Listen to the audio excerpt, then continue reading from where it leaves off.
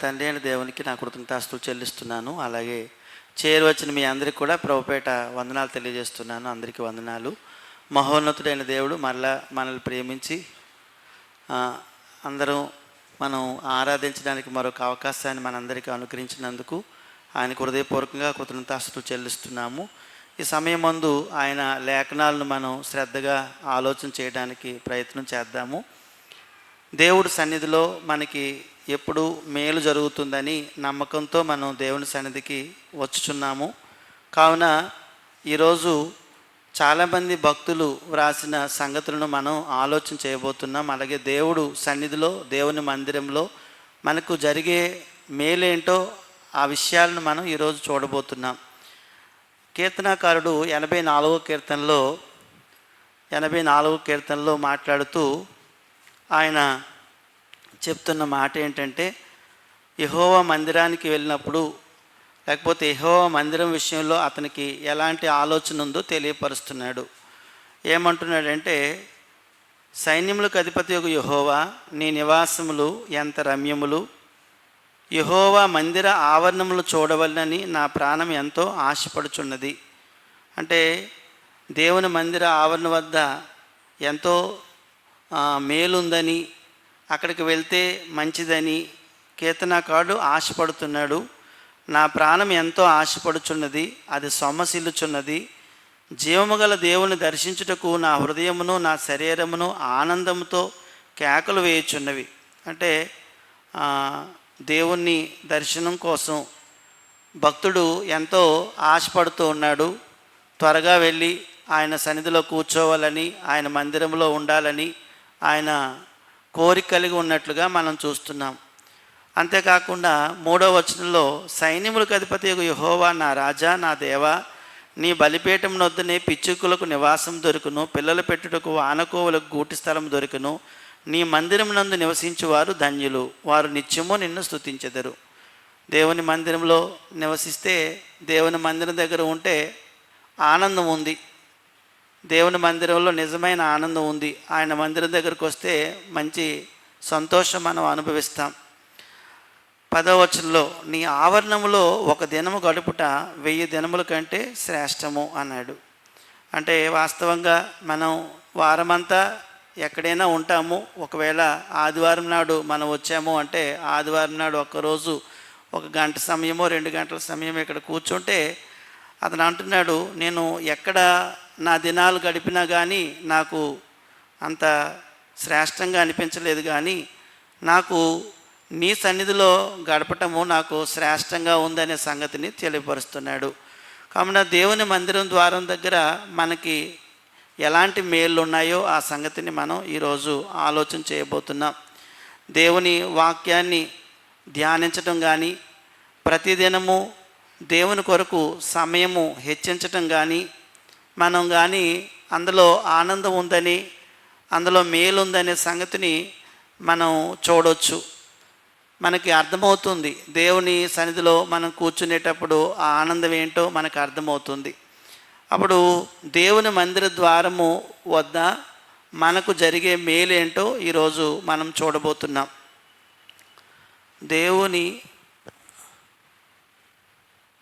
దేవుని మందిర ద్వారమునొద్ద, దేవుని మందిర ద్వారమునొద్ద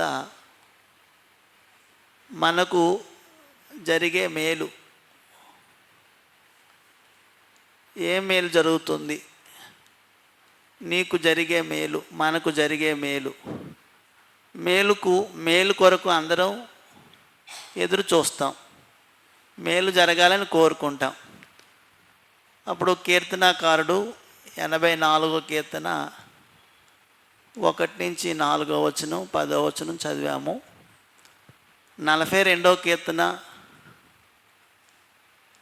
2వ వచనంలో కూడా మనం ఆయన ప్రాణం తృష్ణగొనుచున్నదనే మాట కూడా చెప్పాడు.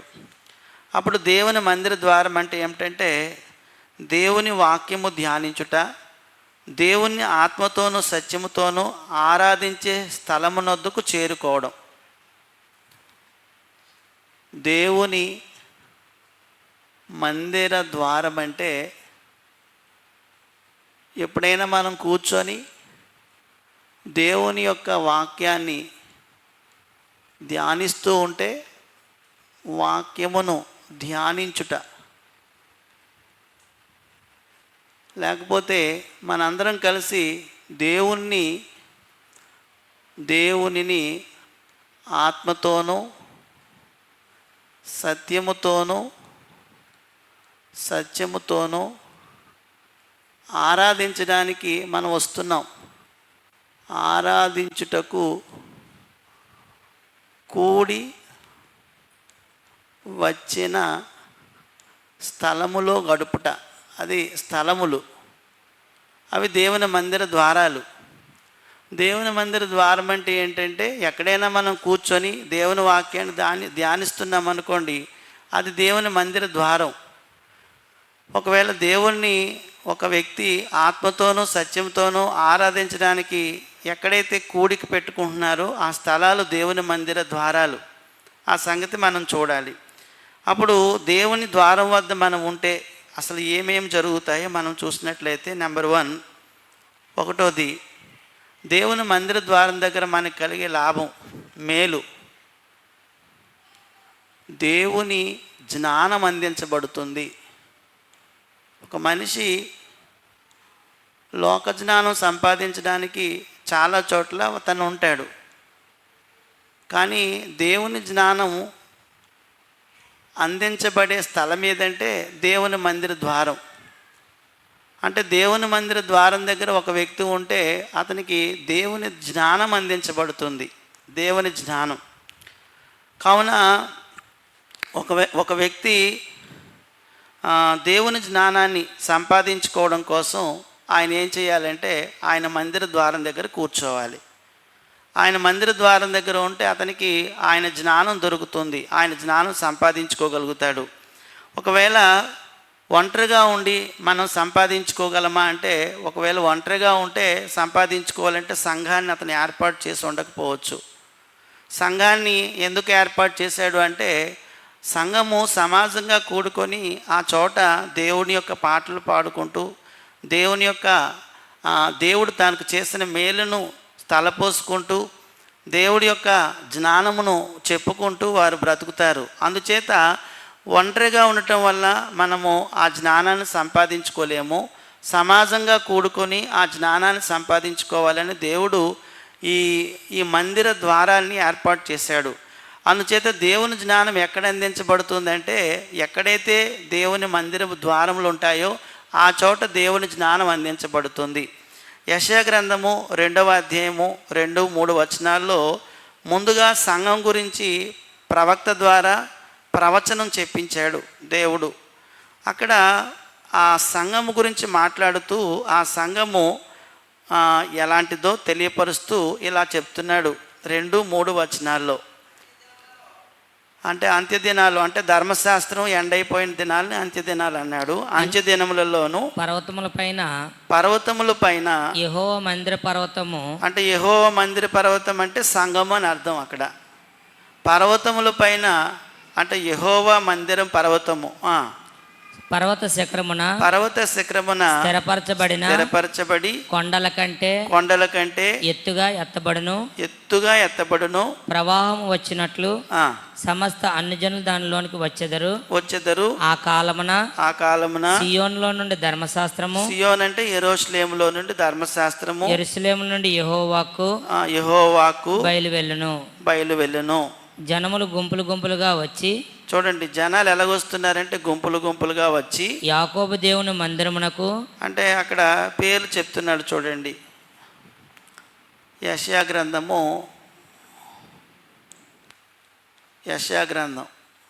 2వ అధ్యాయము 2-3 వచనాల్లో యాకోబు మందిరము,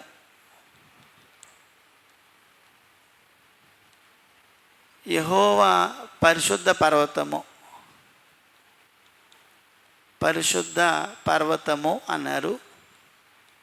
దీన్నే ప్రస్తుత కాలమందు సంఘం అని చెప్తున్నారు. వాళ్ళు ఎక్కడికి వెళ్దాం అనుకుంటున్నారో మాట్లాడుకుంటున్నారు. జనములు గుంపులు గుంపులుగా ఎక్కడికి వెళ్దాం అనుకుంటున్నారంటే, ఎక్కడికి అంటే యాకోబు మందిరానికి, యెహోవా పరిశుద్ధ పర్వతానికి, లేదా సంఘానికి. అప్పుడు ఎక్కడికి అంటే అక్కడ రాసుకున్నాము, యాకోబు మందిరము, యెహోవా పర్వతమునకు మనం వెళుదాం రండి. అప్పుడు ఎందుకు వెళ్తారట చెప్తున్నాడు. ఆయన తన మార్గముల విషయమై మనకు బోధించును. అంటే ఎందుకు వస్తారు, ఎక్కడికి వెళ్తారంటే అక్కడికి ఎందుకు వస్తారు వాళ్ళు, ఎందుకు వస్తారంటే ఆయన మార్గములు అంటే ఆయన యొక్క మార్గములు అంటే ఆయన వాక్యము ద్వారా, వాక్యం కొరకు ఆయన మార్గములు విషయమై మనకు బోధించును, మనము ఆయన త్రోవల్లో నడుతుము అని చెప్పుకుందురు అన్నాడు. అంటే దేవుని మార్గాలు లేదా దేవుని యొక్క వాక్యం అనేది ఎక్కడ వినిపించబడుతుందంటే, పూర్వకాలమందు యెరూషలేములో వినబడేది, ప్రస్తుతం అయితే సంఘంలో వినబడుతుంది. కావున యెషయా గ్రంథంలో చెప్తున్న మాట ఏమిటంటే, ఆ మనుషులు మాట్లాడుకుంటున్నారు. ఏమని మాట్లాడుకుంటున్నారంటే, మనం వెళ్దాము, మందిరంకి వెళ్ళిపోదాం, మనం ఆ పరిశుద్ధ పర్వతం దగ్గరికి వెళ్దాము. ఇప్పుడైతే మనుషులు మనము సంఘంకి వెళ్దాము, దేవుని మందిరము క్రీస్తు సంఘం అని చెప్పబడుతుంది, వెళ్దాము. ఎందుకు వెళ్దామంటే అక్కడికి వెళితే ఆయన మార్గాలు మనకి బోధించబడతాయి, అంటే ఆయన వాక్యం బోధించబడుతుంది. ఒకవేళ ఆయన వాక్యం మనకు బోధించబడితే మనమందరము ఆయన త్రోవల్లో నడవగలుగుతాము, ఆయన జ్ఞానం మనకు వస్తుంది. అంటే దేవుని త్రోవల్లోని, దేవుని మార్గాల్లోని మనం నడవాలి అంటే దేవుని యొక్క ద్వారం దగ్గరికి వచ్చి మనం కూర్చోవాలి. దేవుని జ్ఞానం ఒక వ్యక్తికి రావాలంటే దేవుని సన్నిధిలో కూర్చోవాలి. ఆ ఆశతోని, ఆసక్తితోని, అమ్మో నేను దేవుని మందిరానికి ఈరోజు వెళ్తున్నాను, నేను వెళ్తే నాకు దేవుని జ్ఞానం ఇక్కడ దొరుకుతుంది, ఈ జ్ఞానంతో నేను దేవుని కోరుకున్నట్లుగా నేను బ్రతకగలుగుతాను, దేవుని ఇష్టాన్ని నెరవేర్చగలుగుతాను, దేవుడి చిత్తము నా జీవితంలో నేను చేయగలుగుతాను అని ఎప్పుడు ఒక వ్యక్తి అనుకుంటాడంటే, ఆ వ్యక్తికి అతనికి అర్థమైనప్పుడు అది ఆశతోని, ఆసక్తితోని, తృష్ణతోని, కాంక్షతోని, ఇష్టముతోని రావాల్సిన వారై ఉన్నారు. కావున ఇక్కడ అదే చెప్తున్నాడు. ఆనాటి కాలమందు ఆ పర్వతం దగ్గరికి ఎందుకు వెళ్తున్నారు అంటే ఆయన మార్గాలను తెలుసుకోవటానికి, బోధించబడటానికి, వారు నేర్చుకోవడానికి వెళ్తున్నారు. అంటే ఒక వ్యక్తి దేవునికి ఇష్టడుగా బ్రతకాలి అంటే ఈరోజు మనము దేవుని మందిరం దగ్గరికి రావాలి. దేవునికి ఇష్టడుగా బ్రతకాలంటే మనిషికి దేవుని జ్ఞానం అవసరం. దేవుని జ్ఞానం ఎక్కడ దొరుకుతుందంటే కేవలము దేవుని మందిరంలో దొరుకుతుంది. అందుచేత దేవుని మందిరం దగ్గర నీకు జరిగే మేలు ఏమిటంటే ఆయన జ్ఞానం నీకు దొరుకుతుంది. కొత్త నిబంధనలో మనం చూసినట్లయితే మందిరం యొక్క గొప్పతనం గురించి తిమోతి రాసిన మొదటి పత్రికలో 3వ అధ్యాయము 15వ వచనంలో చెప్తూ ఉన్నాడు. తిమోతి రాసిన మొదటి పత్రిక 3వ అధ్యాయము 15వ వచనంలో చెప్తున్న మాటను మనం చదువుదాం. ఇక్కడ కూడా చెప్తున్న మాటను చూడండి. అయినను నేను ఆలస్యం చేసిన యెడల దేవుని మందిరంలో అనగా జీవము గల దేవుని సంఘములో, అంటే ఇక్కడ దేవుని మందిరాన్ని ఏమన్నాడంటే జీవము గల దేవుని సంఘం, జీవము గల దేవుని సంఘం అన్నాడు. అంటే ఇప్పుడు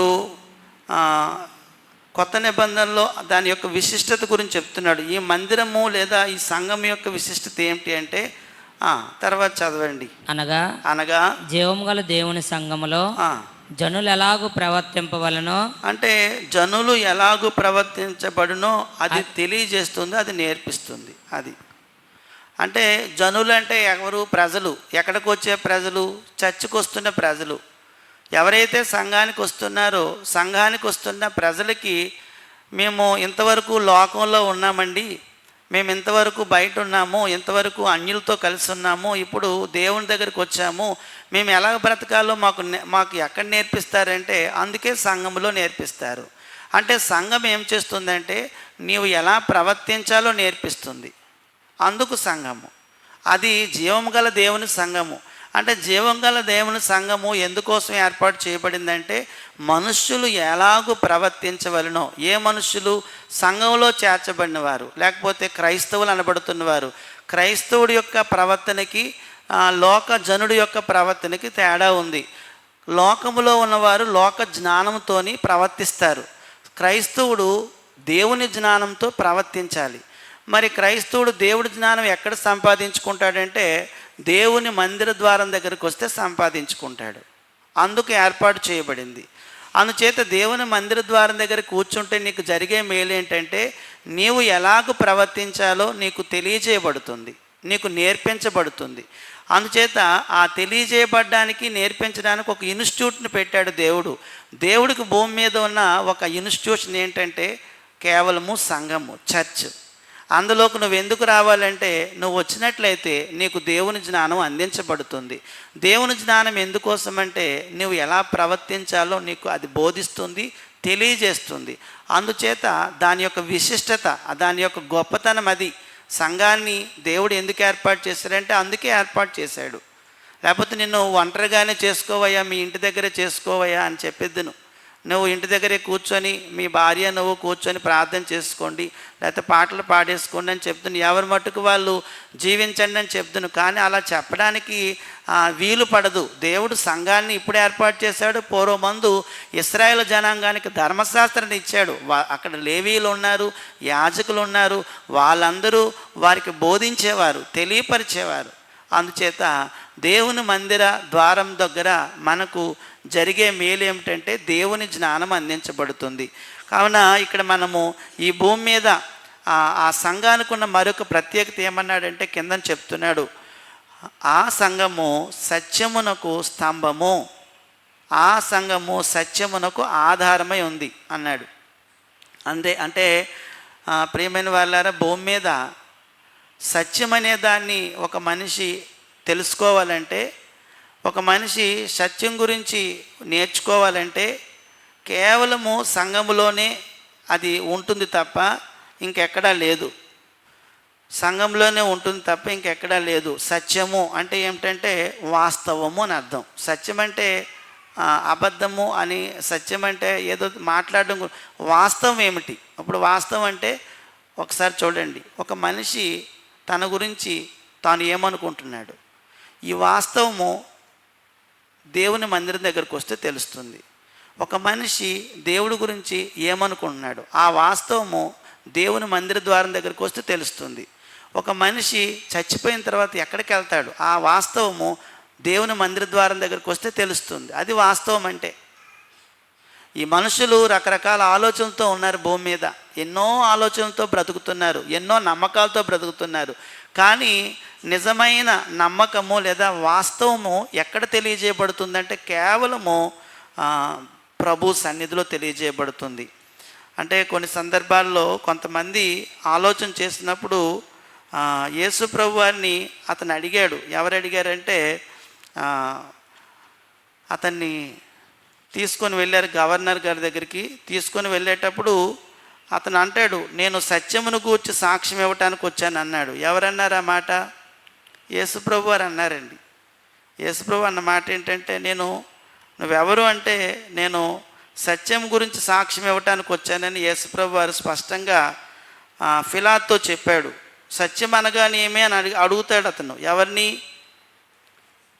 యేసుప్రభు అని అడుగుతారు. అంటే అప్పుడు యేసుప్రభు అంటే, అయ్యో ఇంత పెద్ద అధికారం అయ్యావు కదా, నీకు సత్యం అంటే ఏంటో తెలియదా అని అడిగాడు. కావున ఈ భూమి మీద పెద్ద అధికారం అయినా గొప్పవాళ్ళైనా కూడా వాస్తవాలు తెలియని వారు ఎంతోమంది ఉన్నారు. కానీ ఈరోజు వాస్తవాన్ని తెలుసుకోవడానికి ఈ భూమి మీద నీకు ఒక చోటు ఉంది, ఆ స్థలం ఉంది. అది ఎక్కడంటే కేవలము ప్రభు యొక్క ద్వారం దగ్గర, మందిరం దగ్గర మనకు దొరుకుతుంది. వేరే ఎక్కడా దొరకదు. అందుకే తప్పకుండా మనం రావాలి. ఆ జ్ఞానం బోధించబడాలన్నా, ఆ మార్గాలు బోధించబడాలన్నా, ఆయన యొక్క గొప్పతనం మనకంతా అర్థమవ్వాలన్నా, దేవుని జ్ఞానం తెలుసుకోవడానికి ఈరోజు నువ్వు దేవుని మందిర ద్వారం దగ్గరికి వస్తూ ఉన్నావు అనే విషయాన్ని మనము గమనించాలి. అందుకే ఈ కీర్తన 84వ కీర్తన ఎవరు రాశారంటే కోరాహు కుటుంబీకులు రాశారు. కోరాహు పిల్లలు. అంటే కోరాహు మోషే మీద తిరగబడ్డాడు. కానీ కోరాహు అతనితో తిరుగుబాటు చేసి చనిపోయాడు. కానీ కోరాహు కుమారులు తండ్రి బాటలో వెళ్లకుండా ఉండటానికి గల కారణం ఏమిటంటే వారికి మందిర ద్వారం దగ్గర ఉండటం అది వారికి మేలు చేసింది. ఆ విషయాన్ని ఏది సత్యమో దానివైపు వారు ఉన్నారు. ఎందుకు ఉన్నారంటే మందిర ఆవరణములంటే వారికి ఇష్టం కాబట్టి వారు అక్కడ ఉండగలిగారు, లేకపోతే ఉండలేరు. అంచేత ఈ భూమి మీద ఆ మందిర ఆవరణములోని మనం ఉంటే మనకి దేవుని జ్ఞానం అనేది అందించబడుతుంది అనే సంగతిని మనం నేర్చుకుంటున్నాం. రెండవదిగా మనం చూసినట్లయితే ప్రమాదకరమైనది పాపము. అంటే దేవునికి ఇష్టం కానిది పాపము. పాపము అంటే ఏమిటో, పాపం అంటే ఏమిటో దేవుని మందిరం దగ్గరికి వస్తే తెలియజేయబడును. అంటే మనిషికి ఈరోజు పాపం అంటే సరిగ్గా తెలియకుండా, ఆ స్పృహ లేకుండా ఉన్నారు మనుషులందరూ కూడాను. పాపం అనేది మనిషికి చేయటం తేలికయింది, పాపములో ప్రవేశించడం కూడా తేలికైపోతుంది. కానీ ఈ పాపం అంటే ఏమిటో ఒక వ్యక్తి తెలుసుకోవడానికి, ఆ పాపమును గురించి తెలియచేయటానికి ఈ దేవుని మందిర ద్వారం అనేది మనకి బాగా ఉపయోగపడుతుంది. ఒకసారి మనం ఆలోచిస్తే పాపం అనే దానికి నిర్వచనం ఏమిటంటే ఆజ్ఞ అతిక్రమమే పాపం అన్నాడు. యోహాన్ రాసిన మొదటి పత్రికలో చెప్పిన మాట ఏంటంటే 3వ అధ్యాయం 4వ వచనంలో పాపము చేయు ప్రతివాడు ఆజ్ఞ అతిక్రమించును, ఆజ్ఞ అతిక్రమమే పాపము అన్నాడు. ఇక్కడ పాపం అంటే ఏమిటో నిర్వచనం అది. పాపం ఏం చేస్తుందంటే దేవుడి నుంచి మానవులను దూరం చేస్తుంది. అంటే మనిషి ఈరోజు దేవుడి నుంచి దూరం అయిపోవడానికి కారణం ఏమిటంటే పాపమే. ఒకవేళ పాపం చేస్తూ బ్రతుకుతున్న వ్యక్తి దేవుడికి చాలా దూరంగా వెళ్ళిపోతూ ఉన్నాడు. దేవుడికి దూరంగా వెళ్ళిపోతూ ఉంటే ఒకరోజు ఖచ్చితంగా అతనికి ఏమొస్తుందంటే మరణం వస్తుంది, లేదా ఉగ్రత వస్తుంది. ఉగ్రత అనేది మనిషి పొందుకోవడానికి ఇష్టపడకుండా, ఒకవేళ దేవుని మందిర ద్వారం దగ్గర ఉండటానికి ఇష్టపడుతూ ఉంటే ఆ వ్యక్తి ఎంత మేలు పొందుకుంటాడో మనము చూడొచ్చు. ఇప్పుడు లోకంలో ఉన్న బోధ ఏమిటంటే ఏం చేసినా పర్వాలేదులే అంటున్నారు. ఇప్పుడు మన కాలేజీకి కూడా పిల్లలు వెళ్తున్నారు, చాలామంది ఆఫీసులకు వెళ్తున్నారు. ఆఫీసులో ఉన్న కొలీగ్స్తో కానీ కాలేజీలో ఉన్న పిల్లలతో కానీ మనము మాట్లాడుతుండేటప్పుడు వాళ్ళు సినిమాలు చూసినా పర్వాలేదు, డ్రగ్స్ వాడినా పర్వాలేదు, ఏం చేసినా తప్పు లేదని చెప్తున్నారు. ఇది మామూలుగా చేయవలసిందే, ఇదేం కాదు, ఇది కామన్ అంటున్నారు. అంటే ఇలాగున లోకంలో ఉన్నవారు ఏం చేసినా తప్పు లేనట్లుగా ఉంటారు. కానీ తప్పు ఏమిటో అనేది ఎవరికి అర్థమవుతుందంటే ఒక క్రైస్తవుడికి అర్థమవుతుంది. ఎందుకు అర్థమవుతుందంటే అతడు ఆదివారం ఎక్కడికి వెళ్తాడు? చర్చికి వెళ్తాడు కాబట్టి. శుక్రవారం నాడు ప్రార్థనకు వస్తాడు కాబట్టి. అంటే నువ్వు ప్రార్థనకు రావటం వల్ల, చర్చికి రావటం వల్ల నీకేమి లాభం కలుగుతుందంటే ఆ తప్పు ఏంటో నీకు అర్థమవుతుంది. వారు తేలిగ్గా తీసుకున్న దాన్ని నువ్వు తేలిగ్గా తీసుకోలేవు. అమ్మో ఇది చేస్తే తప్పు అవుతుంది, ఇది పొరపాటు, ఇది పాపము అనే సంగతి నీకు అర్థమవుతుంది. ఎందుకు అర్థమవుతుందంటే నువ్వు చర్చికి వస్తున్నావు కాబట్టి, నువ్వు దేవుని మందిర ద్వారం దగ్గర ఉంటున్నావు కాబట్టి. అంటే పాపం అంటే ఏమిటో తెలియజేయబడటానికి మనకు అవకాశం దొరుకుతుంది. అంటే ఇక్కడ మనం చూసినట్లయితే నీవు దేవుని మందిరానికి తరచుగా వస్తూ ఉన్నావు అనుకోండి, అప్పుడప్పుడు కాకుండా తరచుగా వస్తున్నావు అనుకోండి, నీ పాపాలు నీకు కనబడతాయి. నువ్వు చేస్తున్నవి, నువ్వు తప్పు చేస్తున్నావు, రైట్ చేస్తున్నావు, నీకు ఒక అద్దంలోని నీ ముఖం ఎలాగైతే కనబడుతుందో అలాగే నీ తప్పిదాలన్నీ కూడా క్లియర్గా నీకు తెలిసిపోతాయి. ఒకవేళ రాలేని వారు ఉన్నారనుకోండి, ఇక్కడ రాలేని వారు లేకపోతే బయట ఉన్న వారికి ఎలా ఉంటుందంటే ఏది చేసినా తప్పు లేదనుకుంటారు. అంటే వచ్చిన వారికి రాలేని వారికి ఆ తేడా ఎలా తెలుస్తుందంటే వారు దేవుని మందిర ద్వారం దగ్గర ఆ యొక్క విషయాలు వింటున్నారు, ఆలకిస్తున్నారు. అందుచేత వారు చేస్తుంది తప్పో రైటో అనే సంగతి వాళ్ళకి అర్థమైపోతుంది. అందుకు నీవు చేసే పాపాలు ఏమిటో నీకు స్పష్టంగా దేవుని మందిర ద్వారం దగ్గర తెలిసిపోతాయి. అది నీకు కనిపించేటట్లుగా దేవుడు చేస్తున్నాడు. అది నీకు జరిగే మేలు. అసలు దురాశ అనే మాట మనం చూసినట్లయితే యాకోబు రాసిన పత్రిక 1వ అధ్యాయం 15వ వచనంలో ఇది చాలా ప్రమాదం. దురాశ అంటే చెడ్డ కోరిక. ఈ దురాశ గురించి యాకోబు తాను రాసిన పత్రికలో 1వ అధ్యాయం 15వ వచనం చెప్తున్నాడు. దురాశ ఆ, గర్భము ధరించి ఉమ్, పాపమును కనగా ఉమ్. పాపం పరిపక్వమై మరణము కొనును. ఇక్కడ కొన్ని విషయాలు ఉన్నాయి చూడండి. ఇక్కడ దురాశ అనే మాట ఉంది, శోధన అనే మాట ఉంటుంది, ఈజ్ ఈక్వల్ టు పాపము. దురాశ అనేది నాకు సంబంధించినది.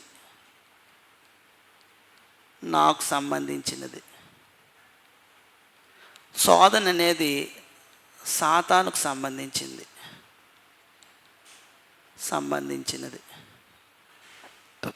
పాపం అనేది రిజల్ట్, ఫలితము.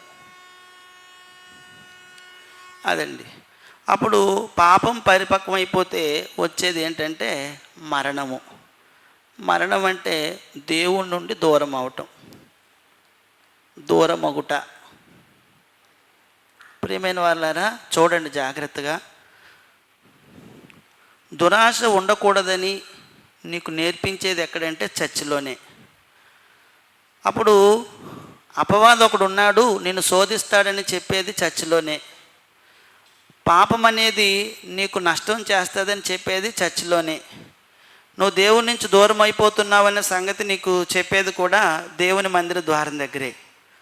అందుచేత నీకు చెడ్డ కోరికలు ఉండకూడదు అనే మాటలు వినబడేది ఎక్కడ వినబడవు. బయట లోకంలోని అబద్ధాలు ఆడినా తప్పులేదంటారు, మోసం చేసినా తప్పులేదంటారు, చెడు ఏవైనా పాన్ పరాగులు, గుట్కాలు ఇలాంటివి తిన్నా ఇవేవి తప్పు కాదంటారు, త్రాగినా తప్పులేదంటారు. ఎక్కడికి వస్తే అది తప్పు అని చెప్పబడుతుంది అంటే దేవుని సన్నిధికి వస్తే చెప్పబడుతుంది, ఇది తప్పు, ఇలా చేయకూడదు. గొడవలు ఆడటం తప్పు, అహంకారం ఉండటం తప్పు, గర్వపడటం తప్పు, లేకపోతే ఇతరులది ఏదైనా తీసుకోవడం తప్పు, ఇతరులది అన్యాయంగా తీసుకోవడం అది పాపము. ఈ విషయాలన్నీ కూడా దేవుని మందిర ద్వారం దగ్గరే నీకు తెలియజేయబడతాయి. కాబట్టి దురాశే పాపానికి నడిపిస్తుంది అనే సంగతిని, అలాగే మనం చూసినట్లయితే శోధకుడు ఏం చేస్తాడంటే కంటికి బాగా కనిపించే వల్ల కోరుకొని వాటిని అనుభవించమని ప్రేరేపిస్తాడు. ఒకవేళ అలాగా అనుభవించకూడదు అనే మాట మనకి ఎక్కడ వినబడుతుందంటే సంఘంలో వినబడుతుంది. నువ్వు వాక్యం చదివితే, వాక్యం ధ్యానిస్తే నీకు అర్థమవుతుంది. అంటే ఎంత వాక్యం ధ్యానిస్తున్నావో, కూర్చుంటున్నావో దేవుని మందిరం దగ్గర, నీకు అంతగా లోపల ఏం పని చేస్తుందంటే అమ్మో ఇది పాపము, ఇది చేయకూడదు, ఇది దురాశ, ఇది నాలో ఉండకూడదని నీకు తెలిసిపోతుంది. అంటే దేవుని మందిర ద్వారం దగ్గర నువ్వు దురాశ లేకుండా బ్రతకడానికి నీకు సహాయపడుతుంది. ఒకవేళ సాతాను నిన్ను శోధించడానికి ప్రయత్నిస్తున్నా ఆ శోధనలో నువ్వు పడిపోకుండా నువ్వు కాపాడబడ్డానికి కూడా నీకు సహాయపడుతుంది. అది ఎక్కడ సహాయపడుతుందంటే ఇక్కడికి వస్తే నీకు సహాయం దొరుకుతుంది. అందుకు దేవుని మందిరాన్ని దేవుడు ఏర్పాటు చేశాడు. కాబట్టి పాపం అంటే ఏమిటో నేర్పిస్తూ పాపానికి దూరంగా ఉండటం ఎలాగో నేర్చుకోవటం అనేది ఎక్కడ జరుగుతుందంటే దేవుని మందిర ద్వారం దగ్గర జరుగుతుంది. అంటే దేవుని మందిర ద్వారం అంత గొప్పదనే సంగతిని మనం తెలుసుకోవాలి. యాకోబు రాసిన పత్రికలోనే 4వ అధ్యాయం 17వ వచనంలో ఇంకో మాట ఉంది, చదువుదాము. మేలైనది చేయనెరిగియు, కాబట్టి మేలైనది చేయనెరిగియు అలాగూ చేయని వానికి పాపం కలుగును. చూసారండి, మేలైనది చేయనెరిగియు అంటే వాళ్ళకి తెలుసు ఇది మేలని, కానీ అది చేయడానికి ఇష్టపడరండి. మనం కూడా ఇది మేలని నేర్చుకొని చేయకపోతే అది పాపం అవుతుంది. రోమాపత్రికలోని 2వ అధ్యాయంలో యూదుల పరిస్థితి గురించి మాట్లాడుతూ 2వ అధ్యాయము, రోమాపత్రిక 2వ అధ్యాయంలో చూడండి, 2వ అధ్యాయము 19వ వచనం నుంచి మనం చూసినట్లయితే, జ్ఞాన సత్య స్వరూపమైన ధర్మశాస్త్రం గలవాడై ఉండి నేను గ్రుడ్డి వారికి త్రోవ చూపువాడను, చీకట్లో నుండి వారికి వెలుగును, బుద్ధిహీనులకు శిక్షకును, బాలురకు ఉపాధ్యాయును ఉన్నానని నీ అంతటి నీవే ధైర్యం వహించుకొనుచున్నావు కావా. 21 ఎదుటివానికి బోధించు నీకు నీవే బోధించుకొనవా, దొంగిలవద్దని ప్రకటించు నీవు దొంగిలెదవా, వ్యభిచరింపవద్దని చెప్పు నీవు వ్యభిచరించదువా, విగ్రహములు అసహించుకొని నీవు గొల్లను దోచెదవా అని ప్రశ్నిస్తున్నాడు. ఎవరిని ప్రశ్నిస్తున్నాడు? యూదుల్ని. అంటే యూదులకు తెలుసు ఏది మేలో, కానీ అది చేయటం లేదు వాళ్ళు. యూదులకు తెలుసు వారికి ఏది మేలో, కానీ చేయటం లేదు. అందుకే ఇక్కడ ఏమంటున్నాడంటే, యాకోబు రాసిన పత్రికలు ఏమన్నాడంటే, మేలైనది చేయనెరుగు అలా చేయకుండా ఉండటం కూడా పాపమే. ఇంత వింటున్న వాక్యాలను ఇంత జాగ్రత్తగా దేవుడు మనతో మాట్లాడుతున్నాడు. ఇవి మనం పట్టుకొని వెళ్ళి ఏం చేయాలంటే, నేను ఇక్కడి నుంచి ఇలా బ్రతకాలని మనం నిర్ణయం తీసుకోవాలి. మనం నేర్చుకున్న విషయాలను మన జీవితంలో వాటిని అవలంబించాలి. అలా వాటిని ప్రాక్టీస్లో పెట్టాలి. వాటిని మనం చేస్తూ ఉంటేనే అప్పుడు మేలైనది చేయనెరిగి అలా చేస్తే అది జ్ఞానం, అలా చేయకుండా మానేస్తే అది పాపం అని చెప్పాడు. కాబట్టి ఈరోజు పాపము ఒక వ్యక్తి చేయకుండా ఉండటం ఎలాగో, పాపానికి దూరంగా ఉండటం ఎలాగో అనేది ఈ మందిర ద్వారం దగ్గర మనకు జరిగే మేలు. ఆ విషయాన్ని మనం గమనించాలి. అంటే మేలేదో కీడేదో నీకు తెలియజేసేది మందిర ద్వారమే. మందిరం దగ్గరికి వస్తేనే ఏది మేలో ఏది కీడో నీకు తెలుస్తుంది. ఏది చేయాలో ఏది చేయకూడదో తెలుస్తుంది. చేయవలసిన దాని గురించి, చేయొద్దని దాని గురించి కూడా దేవుడు చెప్తూ ఉన్నాడు. ఏది చెయ్యాలో నువ్వు నేర్చుకుంటావు మందిరం దగ్గర. ఏది చేయవలెనో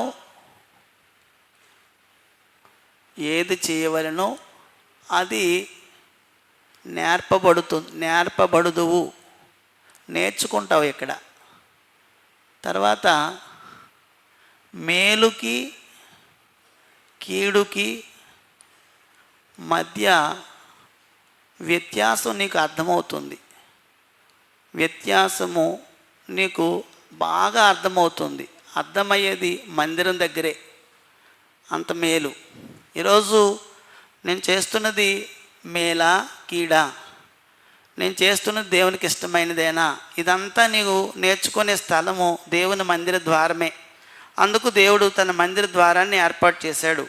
ఇంకొకటి చూడండి, రోమాపత్రికలో 14వ అధ్యాయంలోని పాపానికి మరొక నిర్వచనం ఇచ్చాడు. 14వ అధ్యాయము 23వ వచనం. 23వ వచనం. అనుమానించిన వాడిని తిని ఎల్లా విశ్వాసం లేకుండా తిన్ను గనుక దోషి అని తీర్పు నొందును. విశ్వాసం మూలము కానిది ఏదో అది పాపం అన్నాడు. ఇక్కడ విషయం ఏమిటంటే, దేవునికి సంబంధించినవి ఉంటాయి, దేవునికి వ్యతిరేకమైనది ఉంటుంది. దేవునికి సంబంధించినవి, దేవునికి వ్యతిరేకమైనది మనం చేస్తూ ఉంటాం.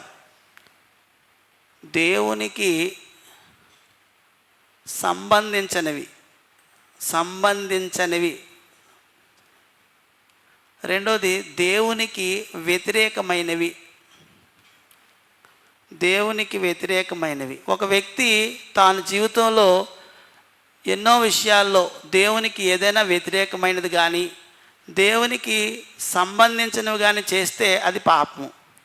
ఉదాహరణకి లోకంలో అన్యాచారాలు ఉంటాయి, అవి ఏమాత్రం ఇష్టం కాదు. మనం కొన్ని చేస్తాము. ఒకవేళ ప్రార్థన అయినా విశ్వాసం లేకుండా చేస్తే అది పాపం అవుతుంది. ఒకవేళ ఏదైనా పాట పాడినప్పుడైనా దాని అర్థం చేసుకోకుండా మనం పాడినా కూడా అది పాపం అవుతుంది. అంటే మనిషి తన జీవితంలో విశ్వాసం లేకుండా ఏదైనా చేస్తే అది పాపము. ఈ దేవునికి సంబంధించినవేవో అది ఆ మందిర ద్వారం దగ్గర నేర్చుకోగలుగుతావు.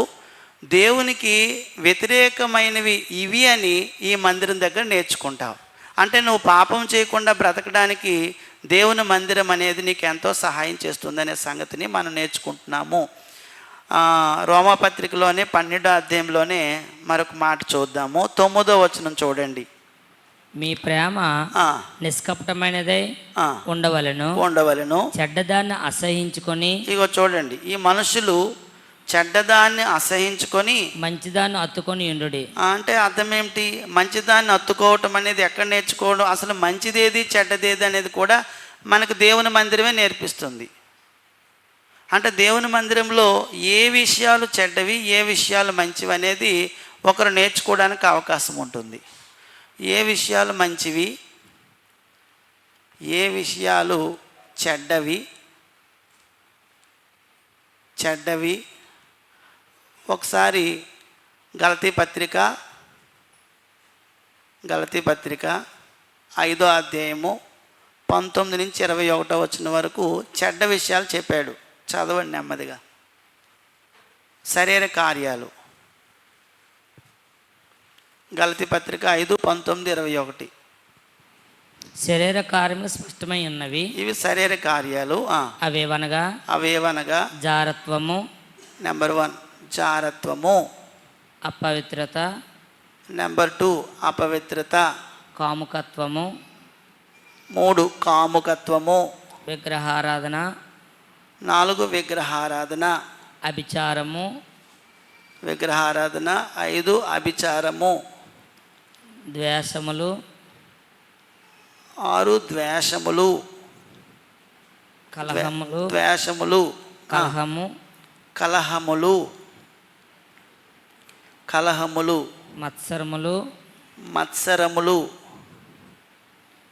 మత్సరములు,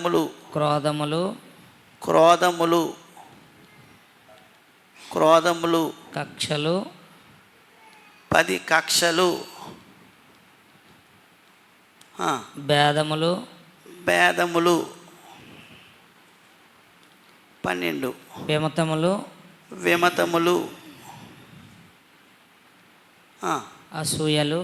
అసూయలు,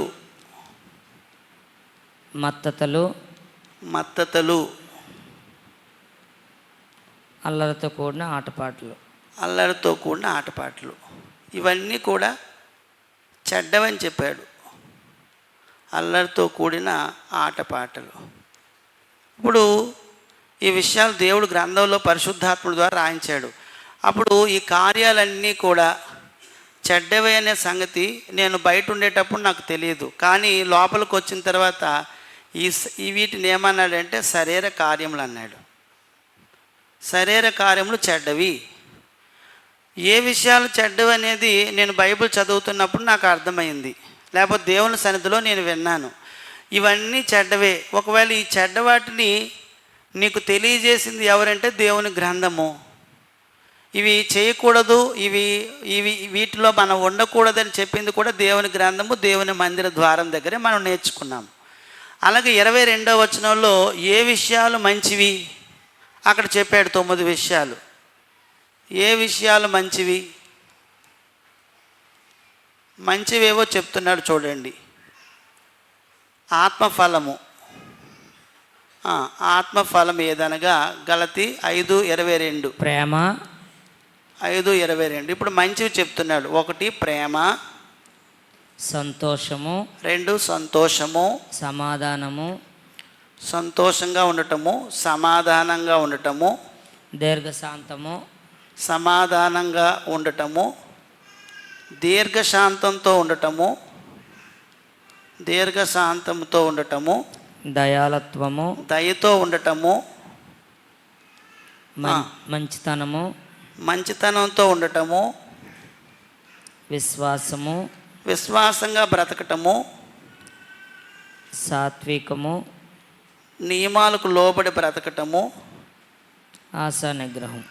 ఇవి మంచివి. ఆశలను లేదా కోరికలను నిగ్రహించుకోవటం, ఇవి మంచివి. అప్పుడు వీటిని మంచివని మనం నేర్చుకున్నది ఎక్కడంటే దేవుని మందిరం దగ్గర నేర్చుకుంటాం. అంటే ఒక వ్యక్తి దేవుని మందిరం దగ్గరకు వస్తే ఏ విషయాలు చెడ్డవి, ఏ విషయాలు మంచివి అనేది మనం ఎప్పుడైతే నేర్చుకుంటామో అప్పుడు అన్నారు, మనం పరలోకానికి వెళ్దాం అనుకుంటున్నాము. పరలోకానికి వెళ్ళడానికి ఇందులో ఏ విషయాలు చేయాలి, ఏ విషయాలు చేయకూడదో ఉంది ఇక్కడ. ఏమన్నాడంటే ఇటు వాటిని చేయువారు దేవుని రాజ్యంను స్వతంత్రించుకోలేరు అన్నాడు. ఎట్టి వాటిని చేసేవారు? ఇటువైపు ఉన్న వాటిని చేస్తే దేవుని రాజ్యాన్ని స్వతంత్రించుకోలేము. ఇటువారు దేవుని రాజ్యాన్ని స్వతంత్రించుకోలేరని ఇటువైపు ఉన్న వాటితో మాట్లాడుతున్నాడు, ఈ సంగతులతో మాట్లాడుతున్నాడు. కాబట్టి ఇటువారు దేవుని రాజ్యాన్ని స్వతంత్రించుకోలేరు అన్నారు.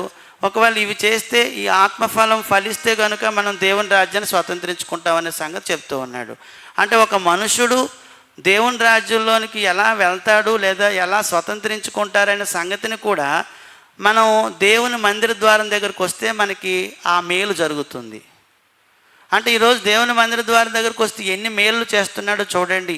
1 మనకి ఆయన జ్ఞానాన్ని అందిస్తున్నాడు. రెండోది, మనకి పాపం అంటే ఏమిటో ముందు మనకు సరిగ్గా తెలియదు. ఏదైనా చేసేసాము, ఏ తప్పు చేసినా ఏమనుకున్నామంటే అది అందరూ చేస్తున్నారు, నేను చేస్తున్నాను అనుకుంటున్నాము. కానీ దేవుని గ్రంథాన్ని ఎప్పుడైతే చదవడం మొదలుపెట్టామో, అందరి దగ్గరకు వచ్చి కూర్చొని దేవుని మాటలు మనకి ఎప్పుడైతే వినబడుతూ ఉన్నాయో, ఆటోమేటిక్గా మనకి ఏం అర్థమవుతుందంటే ఇది పాపము అని అర్థమైపోతుంది. ఆ పాపానికి దూరంగా ఉండటం ఎలాగో, పాపములో పడిపోకుండా ఉండటం ఎలాగో, అది కేవలము ఈ మందిర ద్వారం దగ్గరికి వస్తేనే మనకు తెలుస్తుంది. అలాగా తెలుసుకోవడానికి ఈ మందిరాన్ని దేవుడు ఏర్పాటు చేశాడు, దూరం అయిపోవడానికి కాదు. కాబట్టి వస్తూ పోతూ ఉంటే నష్టం జరుగుతుంది. మామూలుగా క్యాజువల్గా వచ్చి పోతూ ఉంటే నష్టం జరుగుతుంది. లాభం జరగాలి, నాకు మేలు జరగాలి, నా కుటుంబానికి మేలు జరగాలి అంటే ఆ మందిర ద్వారం దగ్గర అతను కోరహ కుమారులు అంటున్నారు, నాకు ఎంత తొందరగా మందిరానికి వెళ్ళిపోవాలని ఉందో అని అంటున్నారు. ఒక్క దినము గడపటము నాకు ఎంతో శ్రేష్టమైనదిగా భావిస్తున్నారు. ఎక్కడెక్కడో నేను గడిపిన దినాల కన్నా నీ మందిర ద్వారముల దగ్గర, నీ మందిర ఆవరణంలో ఉంటే నాకు ఎంతో మంచిదని అనుకుంటున్నారు. కాబట్టి ఇటువైపు ఉన్న వాటిని దూరంగా ఉంచుకొని అటువైపు ఉన్న వాటిని గట్టిగా హత్తుకోవాలి. ప్రేమగా ఉండటాన్ని హత్తుకోవాలి. లేకపోతే ప్రేమతో బ్రతుకుతున్న వారు ఎవరైతే సంఘంలో ఉన్నారో వారికి దగ్గరగా ఉండాలి. విశ్వాసంగా బ్రతుకుతున్న వారు ఎవరైనా ఉంటే వాళ్ళకి దగ్గరగా మనం ఉండాలి. సాత్వికంగా ఎక్కువగా దేవుని మాటలకు లోబడుతున్న కుటుంబం ఎవరైనా ఉంటే వాళ్ళకి దగ్గరగా ఉండాలి. అలా ఉంటూ ఉంటే మనం ఆటోమేటిక్గా ఏమవుతామంటే మంచివారుగా మేలు ఎప్పుడు పొందుకుంటాం. ఒకవేళ ఇటువైపు ఉన్న వాటితో మనం సహవాసం కలిగినా, లేకపోతే అన్యులతో మనం సహవాసం బాగా చేసినా, ఇందులో ఉన్న వాటిని బట్టి మళ్ళీ మనం ఏమవుతామంటే ఆ పొందుకోవాల్సిన మేలు ఆశీర్వాదాన్ని మనం పొందుకోలేము. కావున దేవునికి సంబంధించింది ఏదో అది మనం తెలుసుకుందాము. పాపం అంటే ఏమిటో తెలియజేయబడుతుంది. లోకంలో ఈ విషయాలు ఎవరికి చెప్పరు, తెలియజేయబడవు. అవి కేవలం దేవుని మందిర ద్వారం వద్ద మాత్రమే మనకు దొరుకుతాయి. అందుచేత మనము ఎక్కువ సమయం ఎక్కడ గడపాలంటే దేవుని మందిరంలో గడపాలి. ఒకళ్ళ ఇంటి దగ్గరైనా ఉన్న బైబిల్ చదువుకొని, ఇంటి దగ్గర కుటుంబంతో కలిసి ప్రార్థన చేసుకొని, ఆ దేవుని యొక్క వాక్యాన్ని మన పిల్లలకు నేర్పిస్తూ వాళ్ళని భయభక్తులతో పెంచే ఏర్పాటు మనం చేసుకోవాలి. దేవుని సన్నిధిలో గడపటం అంటే వాక్యం చదవటం, ప్రార్థన చేసుకోవడం, వాక్యం చదవటం, ప్రార్థన చేసుకోవడం, ఇలాంటి వాటితో మనం సమయాన్ని ఎక్కువగా కేటాయించవలసిన వారంగా ఉన్నాము. ఎందుకంటే పాపం జరిగించకుండా ఉండటానికి, పాపానికి దూరంగా ఉండటానికి కేవలము ఇది మాత్రమే మనకు సాయం చేస్తుందనే సంగతిని మనం గమనించవలసిన వారంగా ఉన్నాం. 2 సంగతులు ఆలోచించాం. 3వ సంగతి ఏమిటంటే దేవుని ఇంట్లో లేదా దేవుని మందిరంలో మనకి వివేచన అనేది అనుగ్రహించబడుతుంది. 3వ సంగతి, దేవుని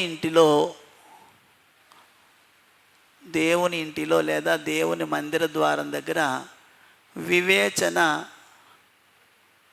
అనుగ్రహించబడును.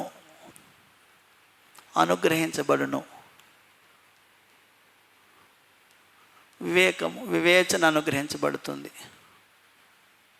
దేవుని ఇంట్లో మరొక మేలు ఏది అంటే మనకు వివేకం అనేది అనుగ్రహించబడుతుంది అనే సంగతిని మనం చూద్దాం. ఇప్పుడే చదువుకున్నాము గలతీ పత్రిక 6వ అధ్యాయం 7-9 వచనాలు.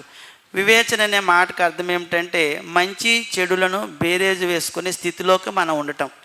అందరికీ వివేకం అనేది ఉంటుంది కానీ మంచి కూడా చేసిన వాళ్ళు, చెడు చేసిన వాళ్ళు ఇద్దరూ ఉంటారు. అయితే ఇక్కడ మంచి చెడు ఎందులో ఏదైనా ఒక కార్యక్రమంలో మనం పాల్గొంటే బేరేజ్ వేసుకుంటాం. దీనివల్ల నాకు ఎంత మంచి జరుగుతుంది, దీనివల్ల ఎంత చెడు నాకు జరుగుతుంది. అసలు ఆ మంచి చెడుని బేరేజ్ వేసుకునే స్థితిలోనికి మనం వెళ్ళగలగాలి. వివేచన లేకుండా ఏది చేసినా తప్పు త్రోవలోకి మనం వెళ్ళిపోతాం. లేకపోతే తప్పుడు కార్యక్రమాల్లో మనం పాలిపంపులు పొందుతాం. ఎవరైనా మనల్ని ప్రేరేపించవచ్చు, ఇది మంచిదేరా, నేను తిన్నాను, నాకు బలం వచ్చింది, నాకు శక్తి వచ్చింది అని డ్రగ్ ఇచ్చి ఆడు చెప్తాడు, మనకు మోటివేట్ చేస్తాడు. కానీ ఇది మంచిదా చెడ్డదా అనేది మనం బేరేజ్ వేసుకొని ఆ స్థితిలోనికి వెళ్ళటాన్ని వివేచన అని అంటాము. కాబట్టి మన జీవితంలో ఆ వివేచన కలిగి ఉండటం చాలా అవసరం. గలతీ పత్రిక 6వ అధ్యాయంలో మనం చూసినట్లయితే శరీరేచ్ఛలను బట్టి విత్తితే ఒక పంట కోస్తారట, ఆత్మను బట్టి విత్తితే ఒక పంట కోస్తారని చెప్తున్నారు. 2 రకాల పంటలు చూడండి. 6, 7, 9 మోసపోకుడి, దేవుడు వెక్కిరింపబడు, మనుష్యుడు ఏమి విత్తునో ఆ పంటనే కోయును. అంటే మంచి చేయడానికి ఎక్కువ ఇష్టపడాలండి మనుషులు. చెడు చేయడానికి ఇష్టపడితే చెడు పంటే వస్తుంది మనకి.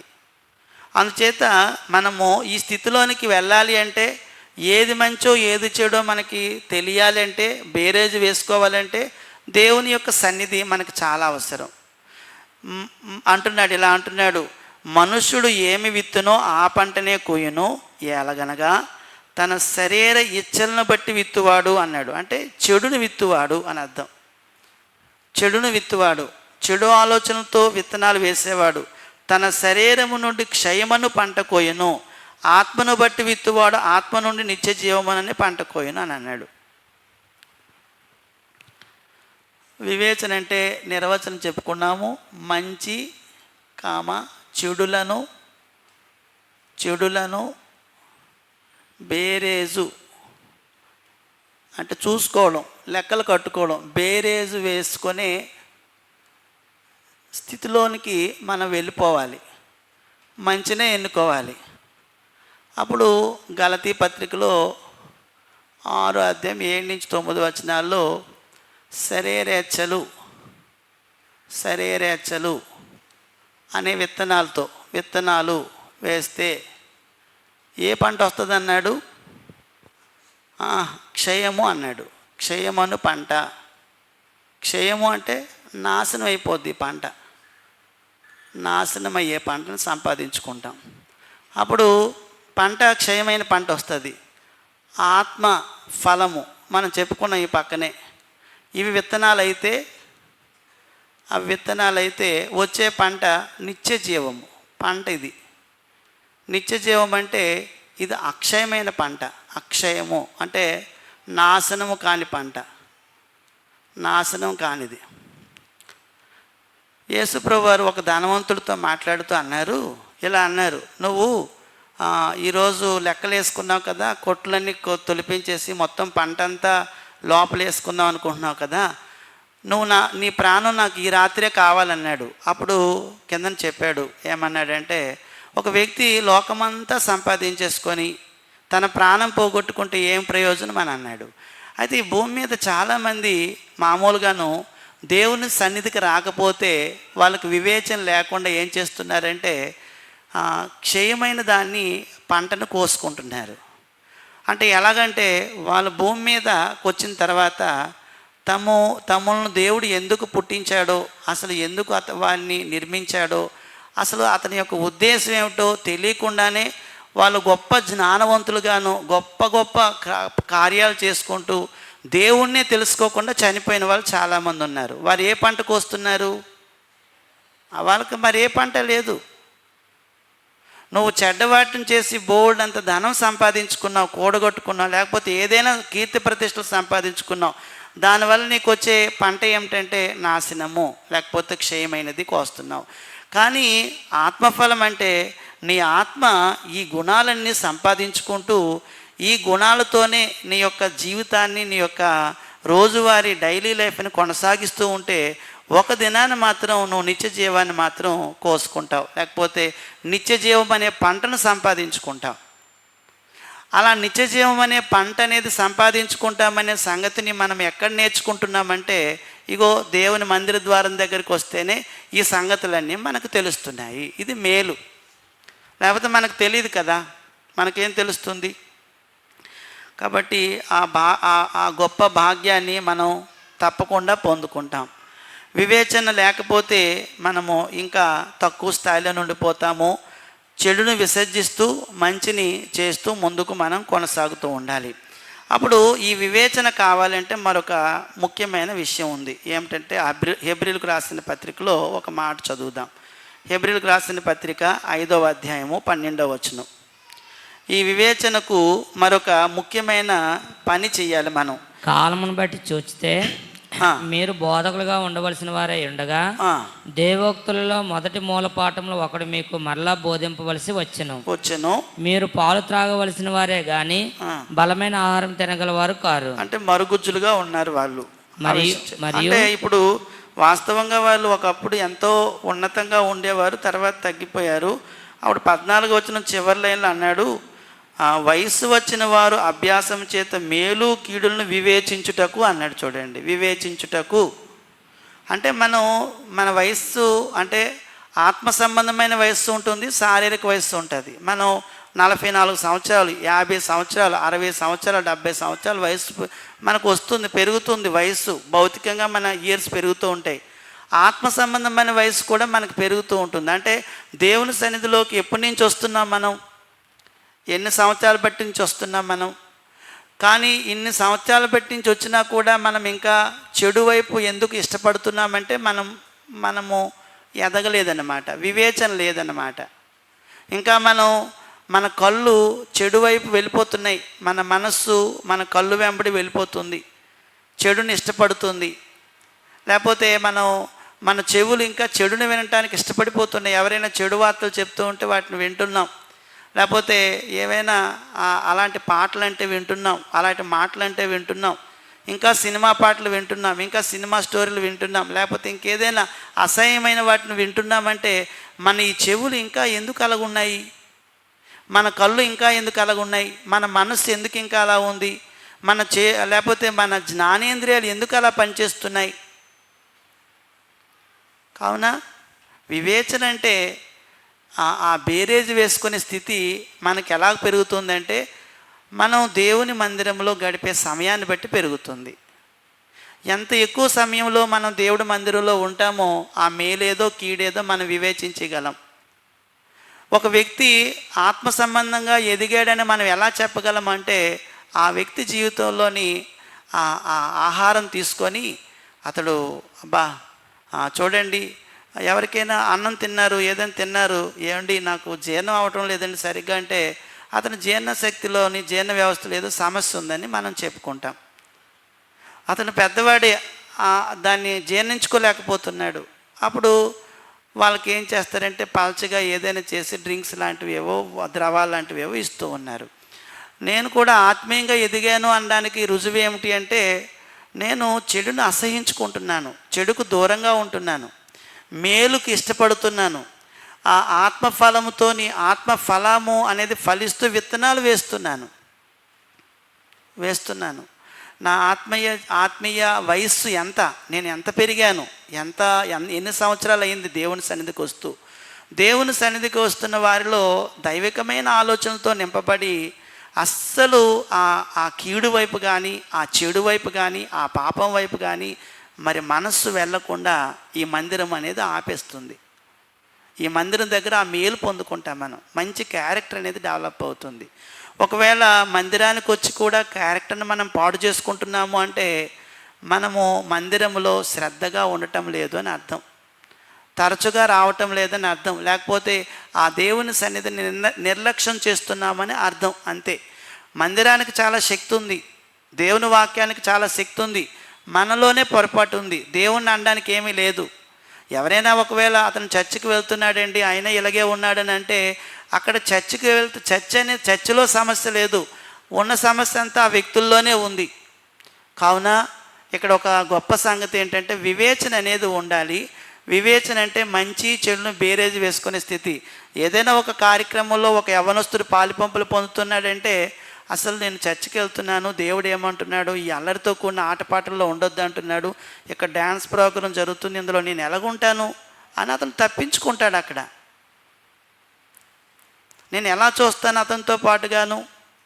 వాళ్ళు అంటారు తప్పేం లేదురా, సినిమాకి వెళ్ళిపోదాం రా, ఎవరు చూస్తారని నిన్ను ఎక్కడికో తీసుకుపోయాడు, ఏదో నీకు చూపిస్తున్నాడు, ఏదో చెడ్డ కార్యంలో నిన్ను పాలిపంపులో ఒక సిగరెట్టే తాగమన్నాడు, నీ చేత తాగిద్దామా, ఏదో ఒకటి చెడు పదార్థమే నీకు ఇచ్చాడు తినమని చెప్తున్నాడు. అప్పుడు మంచేనా ఇది నా ఆత్మ జీవితానికి మంచిదేనా, నేను దేవుణ్ణి నమ్ముకున్నాను, ఇది మంచిదేనా అనే వివేచన అనేది నీకు రావాలి అంటే మందిరంలో ఉండాలి, దేవుని సన్నిధిలో ఉండాలి.